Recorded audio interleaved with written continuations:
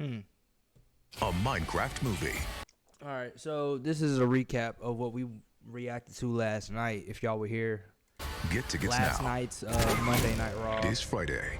Man, that movie comes out Friday.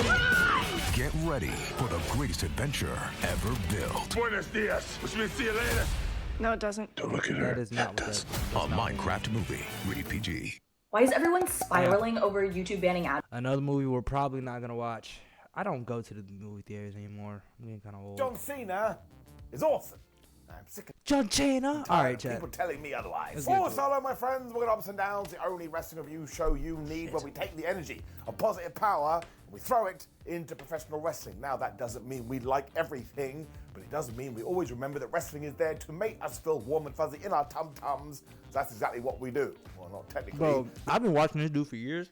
He's got nothing but swole, like This bigger. does it. The finger of power. So we did just have a Monday Night Raw. Let us up those downs. And that is right. Now listen, I totally understand the first two John Cena heel promos we did get were a little bit samey, but that's like being introduced pizza, and then the next time you get pizza being like, I don't want cheese on toast. Of course you do. Stick it up your ass. Yep. Do not stick it up your ass. John If, Cena. if someone's complaining about those first two promos, suck a dick, bro. Just enjoy it. Look, I know I analyze wrestling content now, but goddamn, bro. Sometimes you just gotta be fucking happy with what the fuck you get, bro. It wasn't even bad. Arrive in London though to all He was airing out his grievances with the crowd. That's what the fuck the promos were for. the booze, and this time Cody Rhodes was not going to let him talk because he interrupted him instantly. And honestly, I think these fans in the O2 Arena sang Cody Rhodes' theme music for around about 72 years. To the point, I had to invent time travel just to come back in time to give you this review. Cody also knew all about the fine speech that John was probably going to lay on him. So he was like, man, I'll do it for you because yes, I have an arm tattoo on my neck. Yes, I have a lisp. And yes, back in the day, I used to be Stardust. He lent on that last one too, because he was like, John, your last appearance at WrestleMania is going to be losing to Stardust when he came out with the big guns, because he wanted to melt the internet down. Cody was all like, yes, that's right, John Cena. In the company I created, I got booed. I mean, you can go see the reaction now. Here's the thing. I wasn't around watching wrestling at this time. I was just hearing about the shit that Cody was doing right before I started getting back into WWE. So, can someone explain why he got booed?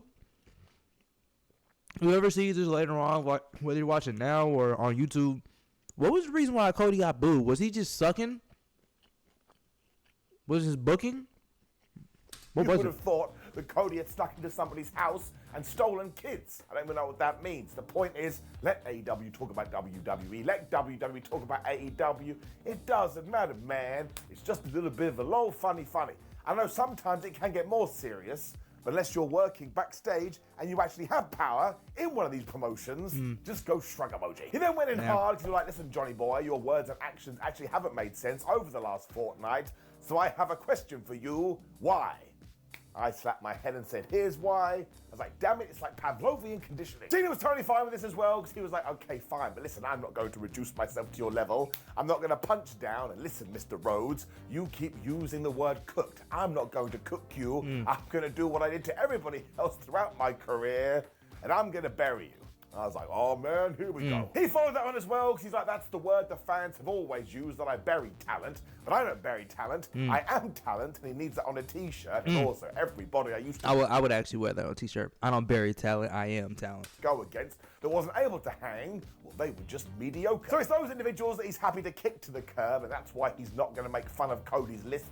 And instead, he's going to talk about the fact that Cody rode John Cena's coattails all the way from the Money House. Well, you see, Cody has only been able to become the king of the kingdom because John Cena was so great. When John was like, you know what? You're basically a pickpocket. It's like, man, it's like we're watching Oliver. This is why Cody loved riding with John Cena back in the day, because he was stealing all of this. And despite wanting to be undeniable, Rhodes is actually quite underwhelming. This is why the fans don't buy him as well, because they know he's a phony. I'd be like, John, come here. That one's not true at all. Cena just And see, here's the other thing too. What's good? Oh, I don't understand why people. How do I say this, bro? Because everyone is entitled to their own weird ass opinion, right? how do you think? I don't get how people would think Cody Rhodes is not authentic when the entire time that he was going for the title at WrestleMania 40, everyone was on his side. So it's like, bro, like shit like that when the crowd start doing flip-floppy shit or people call him boring, I'm like, bro, how is he boring? This is what y'all wanted. This is literally what y'all wanted. Now, what I will say is this, outside of Roman Reigns and I want to say Kevin Owens, I don't think this title run has had many great competitors, honestly. And so maybe that was the issue. Because y'all know after Roman lost, he just dipped for almost a year and barely started coming back around. He just started coming back around WrestleMania time. So it ain't been that long since Roman been back. And then he's not crossing paths with Cody. I think this year, at the beginning of this year, is when it actually felt like he had a title run. It's been almost been a year since he's had the title, and I can only tell you about a couple of feuds, unfortunately. So, maybe that's why people think he's boring, because of the title defenses aren't that great. But also, that's not Cody's fault. That's straight booking. That's nothing to do with Cody. That's straight higher up. Ongoing too, because he was like, you are basically a generic mix of all the superstars put together. So essentially, you have tricked all of these people. I didn't realize that. Cody's a magician. Great work. Cena then started talking about we're not gonna act like John Cena's completely original either. I don't want to be that guy, but in the early 2000s, you was acting like a nigga, and you not a nigga. If we gonna go there, we can go there. But like if we gonna keep it a buck, we let John Cena get away with acting like that because he was great at it. Like, he could actually rap his ass off. Cool.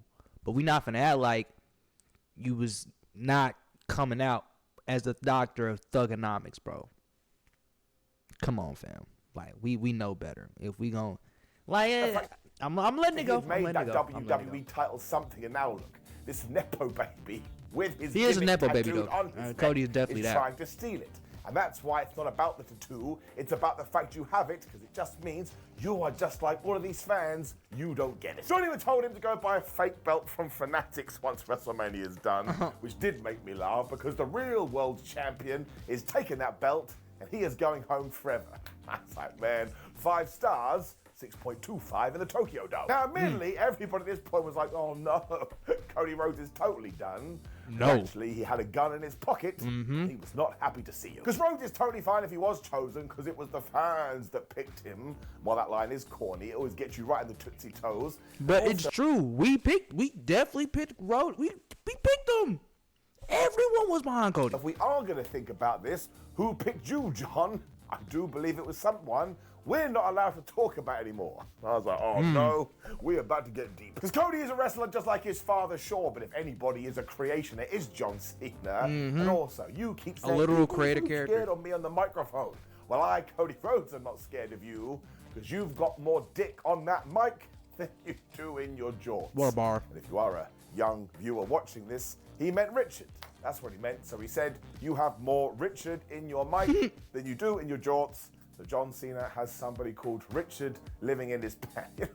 Let's just move on. It's also funny because Cena keeps referring to Cody as a kid, but actually, only one of us is running around with Zac Efron pretending to be a 16-year-old, and it's you. It didn't end there either because Cody Rhodes was like, you disenfranchised so many fans that I was able to go away and create a different company somewhere else because everybody was sick of you. But also, you talk about wanting to make the business better. Well, only one of us did that, John, and his name is Cody Rhodes. If nothing else, Cena, you sold out. Now, here's the thing. Whether John's going to actually, I don't know if he will bring it up ever again after these. I think their promos are done. He's not going to be here till WrestleMania, but it's one thing Cody did do. That nigga changed the game forever, bro. He's up there with game changers in wrestling. The Rock, Stone Cold. I don't know if John Cena changed the game per se, but he definitely carried the company on his back. But we talking about game changers? But listen, Cody I will Raheem admit World. you are my hero, but you're also a piece of shit. That is most definitely the brand new, you either die a hero or you live long enough to see yourself become a villain. But once again, John jumped back in here, as everybody has always got in this ring, and he wasn't protected from anyone. The problem was they took their best shot and it just wasn't good enough. Cena has also proved that he's able to take garbage and turn it into good work. Whereas when it comes to you, Cody, well, your best stuff couldn't even wipe my ass. And I was like, well, yeah, don't do that as an angle. I don't want to see it. Cena did have a good go-home line, I ain't too. gonna lie. That's kind of true. Nigga John Cena been cooking so goddamn long, bro. I gotta give it to him on that one. Listen, I make empires from billionaires, whereas you, my friend, well, you just steal from their kids. And yes, that was most definitely a Tony Khan reference. Now, we did make sure Cody Rhodes had the last word, which was important, because he was like, well, John, do you know the one thing that nobody's ever chanted at me that you got all the time? You can't wrestle. And bless Damn. John, he sold this like somebody just chopped off his head, and he pretended That's to like the punch one Cody, then he thing didn't, John Cena's then he- character can never take is hearing that shit. That I think that actually pisses him off in real life. Imagine you come to work day in, day out, and you actually can do the thing that you're signed up to do, but every single night you hear, "Damn nigga, you suck. Damn nigga, you can't do.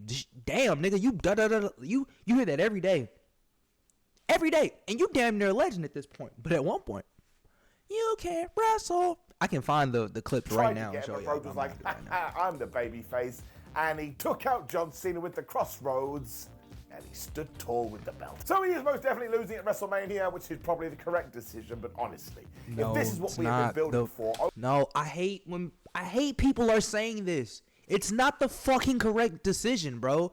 Why would you let John win when he's saying he's gonna retire with the belt at WrestleMania? That doesn't make any fucking sense. We were told he's gonna have the entire 12 months of this 2025 year to go wrestle. So why the fuck would you let him win in Mania? That doesn't make any goddamn sense. Why would you book it like that? I'm generally asking, why would you book it like that? Now, here's the thing. Here's what I think is going to happen. We all know that my boy Phillip Brooks, a.k.a. CM Punk, is older favorite. And what I'm thinking is he's going to beat Roman and Seth Rollins in their triple threat. And the winner is going to go on to be entered in this main event in Night 2 of WrestleMania. That's what I've been hearing online. That makes the most sense because still CM Punk has not said what the actual favorite is. So then we're like 2 or 3 weeks away from WrestleMania. That's the only thing that canonically makes sense for the story. So again, why the fuck would John win? It doesn't make any sense. Like, that's stupid. And then on top of that, even if you don't want Cody to win, okay, I don't give a fuck if he lose or win either. But this nigga's not winning, bro. First off, if we're going to look at the entire story of John Cena over the last 10 years, bro has not won singles matches in a very, very long time. So why the fuck would you expect it now? People forget. Even though my boy won at Elimination Chamber, he didn't win by himself. I'm going to say that again for all the viewers that are watching this later on and watching this on stream right now. John Cena has not won a singles match by himself since about 2018. So how the fuck do you expect this nigga to win by himself? Now, of course, The Rock and Travis Scott are going to show up. They're going to show up. But I'm not really sure if that's going to be a fucking factor, bro. I'm really not. I'm not convinced all the way because John Cena hasn't really mentioned The Rock. Cody Rhodes has mentioned The Rock. But John hasn't. He gave us an answer on why he went heel, but he didn't really explain why he sold his soul. And there hasn't been any, like, this is the part of the story that's not making sense, right? And this is where my issue with the build to Mania has been so far. What the fuck does selling your soul mean? Where is The Rock? we need a promo, we need a callback or something, because right now they're completely ignoring that side of the story. And if they were referencing it every week or so, like if we was getting drip fed the tease of The Rock doing this and that's fine. But they haven't said shit, and Cody is the only person that's mentioned it. So I don't know. I'm my bad. I'm rambling. A baseball bat and they hit a home run. I was like a kid at Christmas after this, doing the dance of joy. I don't know what this is, but I cannot. No, wait John Cena's not winning WrestleMania. Some of the best promo at least not by we'll himself. See all year as well, because on one side you do have a GOAT, on the other, let's face it, Cody will be in that category one day. So it was totally brilliant. It was totally awesome. It was totally unique because again, it is heel John Cena. So not only am I giving it an up, I am giving it a golden up. I don't even care, man. People always get mad when I give golden up, which is cool. I like the fact that you do care, but it's happening. It is brilliant. We then had some more fun too, because the New Day were out here for their match, when Adam Pearce was like, oh, got some great news.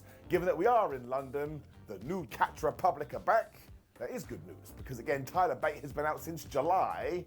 Isn't it nice he finally got I'm not gonna lie, I don't know who he's talking about. to return? Now I did laugh, because I forgot that him and Pete Dunne's entrance Bro, what the fuck is he wearing? Take that shit off. music starts with them going, I'm sorry. I'm not for the... How do I explain this? If you're gonna wear a fur coat, bro, you gotta look like Johnny Nitro. I'm sorry. Matter of fact, let me show y'all who Johnny Nitro is. Because we fuck with Johnny Nitro on this stream. Oh yeah, that nigga John Morrison. That nigga John Morrison was, bro, so fucking underrated, bro. So underrated, bro. Anyways. no, Catch Republic, we have to change that.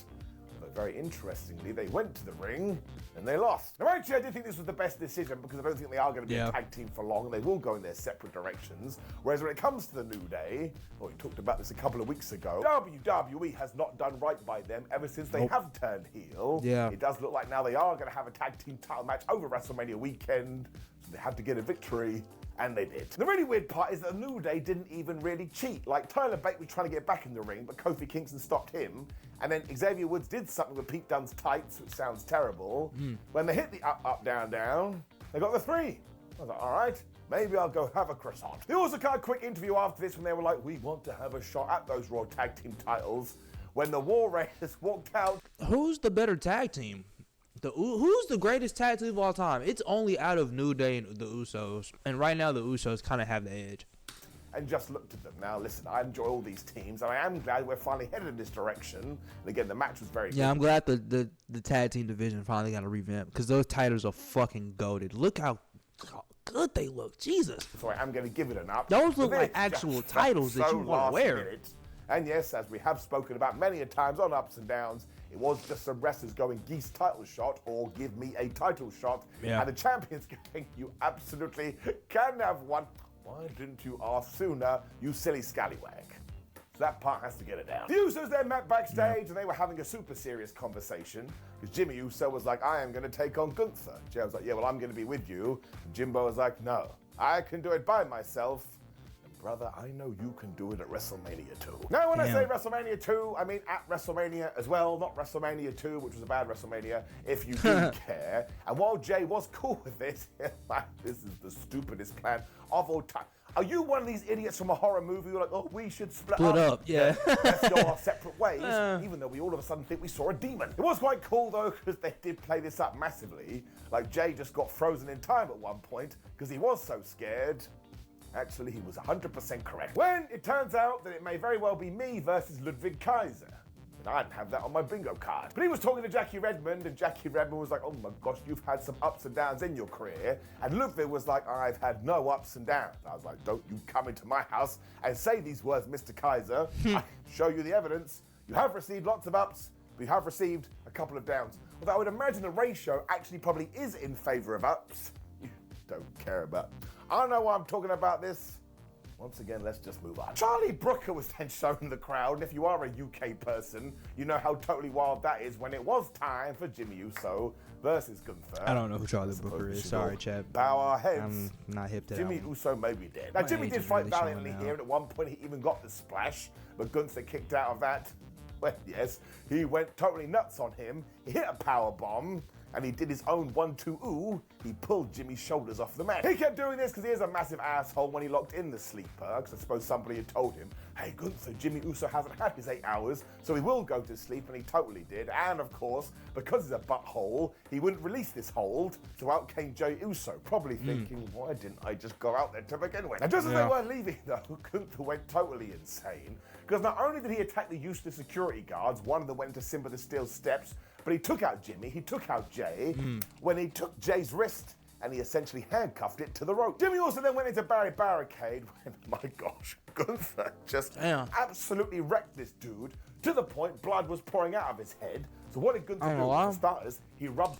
This segment might be a little bit better than Cody and John, bro. Cause this gave me like, I felt I was a little kid looking at this shit last night. Like, damn. Like, this reminded me of when Stephanie got RKO'd by Randy and Triple H was handcuffed to the ropes like Jay is. But this nigga Randy, I think he punt kicked her and then he kissed her. I was like, oh, you're a demon. Do it again. I was like, hell yeah, this shit go hard. But that shit last night definitely felt the same way. Red stuff all over him, which makes him totally insane. When he locked in the sleeper, and he was basically trying to murder Jimmy Uso, and he did it within the area of Jey Uso, but he wasn't able to save his brother. So essentially, Jey, the #1 contender for the World Heavyweight Championship, had to watch as his family died. The commentators were freaking out too, going, why is nobody helping? Which was a great question. And seriously, if you wanted Gunther to have an edge, not Adam Copeland, he went to AEW, well, he came across like a serial killer. Of course, the story now is that and you know what's Jimmy Uso crazy? This made Gunther look like a champion. Like, he looks a little bit better than Cody right now, in my opinion. I think his run has been a little bit better than Cody's. Just a slightly little bit. I think over the last couple of months, bro, the roster has been really weird, bro. It's been really weird. Really, really weird. Died so that Gunther versus Jey Uso can live. So when we take both of our men's world title feuds, man, we just level them up massively. Like, if you were playing Final Fantasy, you probably just smashed through 100. Surely it's going to help Jey Uso get even more support behind him too, so when he does get his revenge over the current champion, we're just going to be like, that was great. Also, we know it's not going to be in the main event, so we did need some heat, and we did need a heavy ankle, as people called it. But I am going to give it an up, and really, aside from the opening promo... Hot take. I don't think this needed to be the main event. It definitely did not need to be the main event. This is no. If it needs to be the second to last match, I'm okay with that. But main event, this is not. If you were going to watch anything on this episode of Raw, this is the ticket. Oh, it's damn good. We then continue to tease what the favour could be between CM Punk and Paul Heyman as we had a video. When we cut to the back, the Judgment Day were really happy. I was like, wait a minute, that never happens. This is mostly because Dominic Mysterio and Finn Balor are back on the same page, although Finn does not like anybody else, because he was all like, Raquel Rodriguez, do you remember when you failed to become the Women's Intercontinental Champion? Well, that shall not happen to I. And in fact, I'm going to sort out an IC title match for me right now. Everyone then left aside from Carlito, Liv Morgan, and Raquel Rodriguez. And I swear Carlito made Liv Morgan laugh here. And when he was gone, I got a bit worried, because Liv was like, oh, hi, Raquel. We need to talk about Bayley and Lyra Valkyria. We'll get to that later. When we have to have a chat, Bron Breakker. Now, he is amazing, and his Intercontinental title run has been brilliant. And one day, if things do continue to head on the right path, you should be a WrestleMania main eventer. Given he was tagging with Penta here, I couldn't help feel it in my brain, which is a very weird sentence. But do you remember when he was with Baron Corbin and the Wolf Dogs? Well, what we should have done is we should have put them on the main roster, let them have an awesome tag team title run, eventually they do split up, and then you could have done Baron Corbin versus Bron Breakker on Raw or on SmackDown, and eventually they too go their... You know what? They could have did that on SmackDown. And roster issue yet again. Separate ways. I don't know why this has hit me like months afterwards, but I think it was a mistake not to do that. Mostly because Bron Breakker was just so damn good in the tag, and Baron was way better than people gave him credit for. He was. Giving it a down. Otherwise, though, Penta and Bron were facing Finn Balor and the Condom. Of course, it was super fun. And at one point, Penta even did a dive. I know. The Day of Judgments were being idiots, though, and they kept casting distraction, although Penta was able to get the backstabber and the big hot tag to Bron Breakker. And he was doing great until he went for his patented spear. Because Penta was ready to do his Mexican Destroy just before this, but Dominic just got involved, and the referee was totally fine with this. But because there was shenanigans, when Breakker went to tackle somebody, well, the Judgment Day did some wiggling and a jiggling, and by accident, Bron actually took out Penta instead. Whoops. So it essentially meant that he got tricked by physics, and Dominic Mysterio was right on this, and he made sure that all of a sudden Penta was in position. Finn Balor hit the coup de grace, and honestly, a couple of amazing things happened here. One, Penta suffered his first pinfall loss on Monday Night Raw, and two, Finn Balor actually watched the match. So you should absolutely play the lottery today. Later on, too, Bron Breakker and Pentagon fell out in the back. So wow. It's going to be a four-way hit. I didn't know Penta actually took his first pinfall. Here for the Intercontinental Championship. And Balor will be like, well, how did you get into this, Dominic Mysterio? Because, of course, later on we had another Judgment Day segment, and Live with Mike, Dominic, you should be in this match too. Stop being so nice to Finn. So he had planted these seeds. Also, I'm just so happy. I really want Dom to get the IC title. I know I'm going to get some heat saying that. Fuck it. I'm here for Logan Paul to win. I'm here for Dom to win. I'm here for CM Punk to win. Hell, I'm even here for if Gunther wins, I'm not tripping. I want Jay to win, but if Gunther wins, I ain't gonna be mad either. But I hope Dom wins. Finn got a victory. I do believe his last one was in 1912. And who the flub knows what was happening then? Up. I like this. Chad Gable's then chatting to Adam Pearce, and it does feel like WWE is taking a little bit of a step back with this El Grande Americano stuff. And that is probably for the best. Like, people were upset by this, and it did hurt their feelings. Why can't you just sit down with them and have a chat? You are allowed to be upset. People go, oh man, you're so sensitive. There's nothing wrong with being sensitive sometimes. Why do you think you have sensitivity built in you to begin with? Why can't we all be nice? Anyway, the point is Chad had another sick note, so he wasn't going to wrestle. When Adam was like, well, that's a shame, because next month, or next week, I should say, we're in Minneapolis, which is your hometown. Okay, was like, oh man, I'm going to be better by then. And Adam Pearce was like, no, you're not. And El Grande Americano will have to wrestle instead. This was a bit like you both know what's going on, but you won't admit it. It's probably best you just say things out loud. Gable still found the Alpha Academy as he was leaving to yell at them, because that feud is never going to end. And the really he's still feuding with the Academy, bro. I'm so over that storyline. storyline. Was there, and she was like, "Oh hi, Adam Pearce. I've been talking to Natalia. And we may want to be a tag team." That's like WWE. You have to do better by these women tag team belts. I don't mind those two being a duo, but we just need more love. Jackie then talked to Karrion Kross, and he was all like, AJ Styles, he's a piece of trash, and maybe one day I'll punch him in the face. He didn't say that, but that was basically what he was getting at. This is also when we saw Penta and Bron fall out, and it was time for everything between Logan Paul and AJ Styles. Just gonna be honest with you, the best way I can sum it up is, I can't fight my feelings. Now, it was meant to be Logan Paul coming out first, but AJ did it instead, because he was like, man, I am sick of this guy, and I'm bored of waiting. And when Paul did come to the ring, my gosh, did he get booed. Now, Logan said that he did all this on purpose, and the fans are sheep, blah, blah, go on. But listen, now he's a girl dad, so he has learned the art of forgiveness. So listen, AJ Styles, I know you attacked me in Madison Square Garden, but I forgive you. Styles was like, yep, I totally get that, because I have a daughter too, and that's why I'm going to forgive you too, for being the biggest douchebag ever. I was like, that's brilliant, but also don't teach your kid that. They'll absolutely use it. AJ's point as well was that the crowd doesn't care about fame and wealth, and they care about what you do in this squared circle. So listen, Logan Paul, we all know you're really talented, but what are you willing to sacrifice, and how far are you willing to go? I was like, I hope he means like location-wise. Like, would you dare go to Nebraska? Because if the answer is no, you've got to leave. Paul then considered asking AJ Styles for advice, and then was like, oh, you don't ask advice from people that you're already better than. When they kind of threatened each other, there was tension. Sexual tension. All right. Wasn't sexual. Now, Logan Paul wasn't going to fight because he won't do that for free.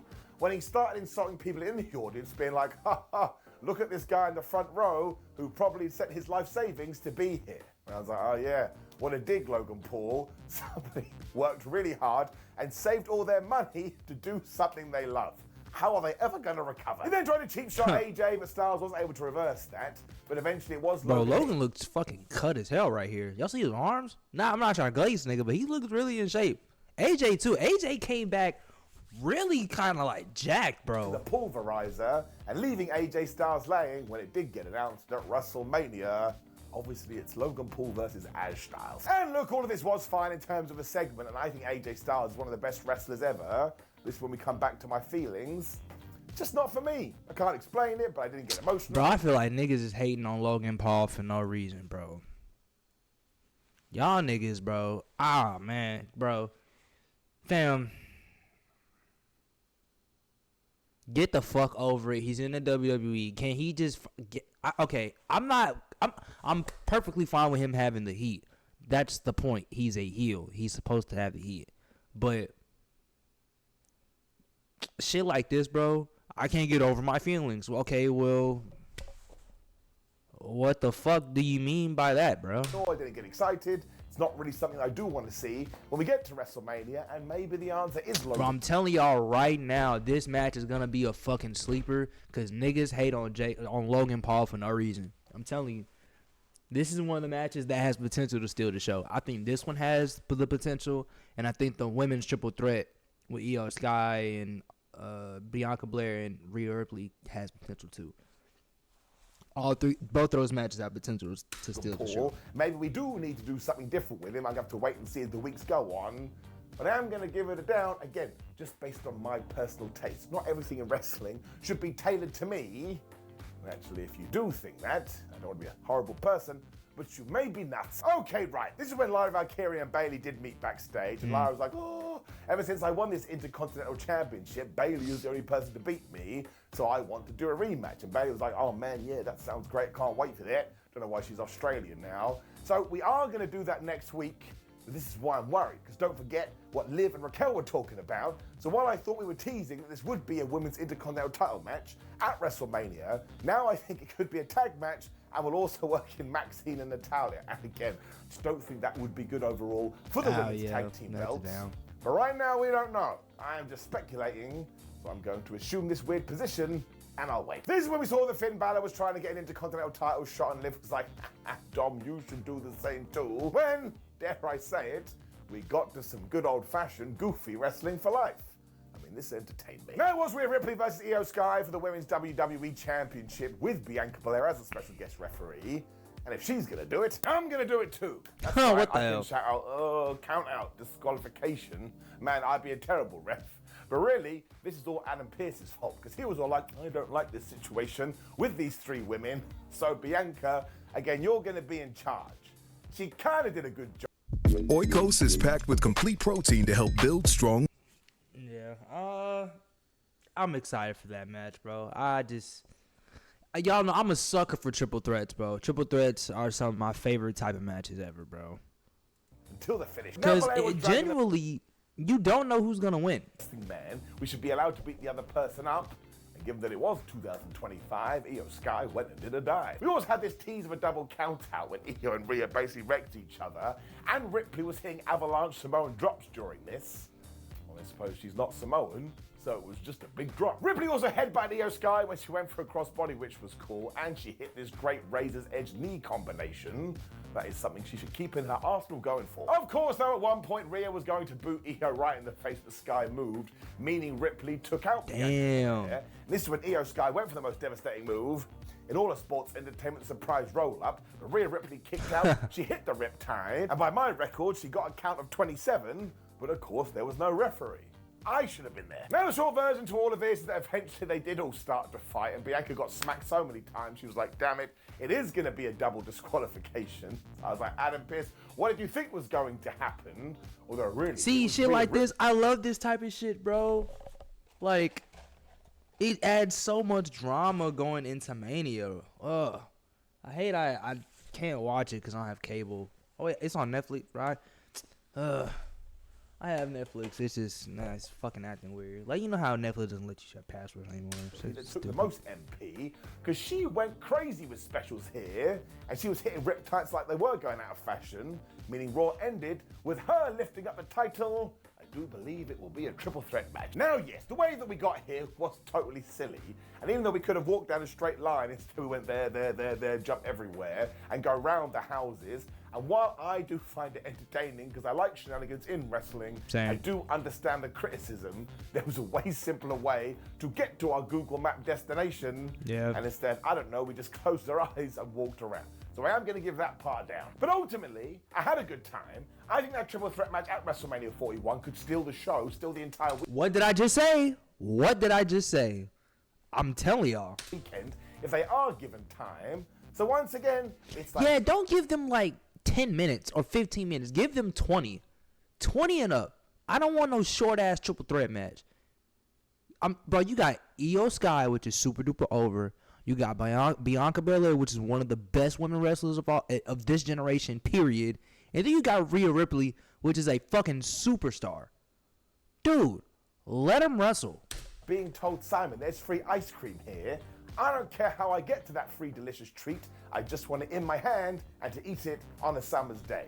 There's no need for it to go in this weird poetic direction, but it has, man. But I am going to give it an up. Again, WWE is lucky they have 3 stars of this caliber. And do I want to see it?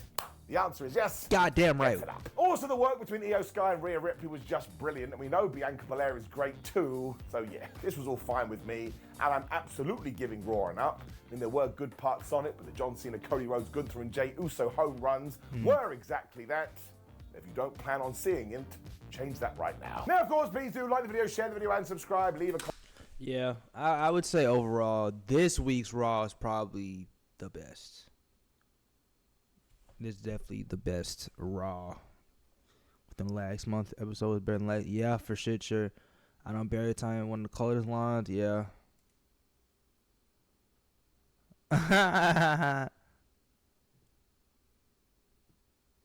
Yeah, Gunther did. Bro, Gunther is definitely the person that saved that feud, bro. But I am going to give credit to Jay and Jimmy for playing their parts very, very well. All right, let's see.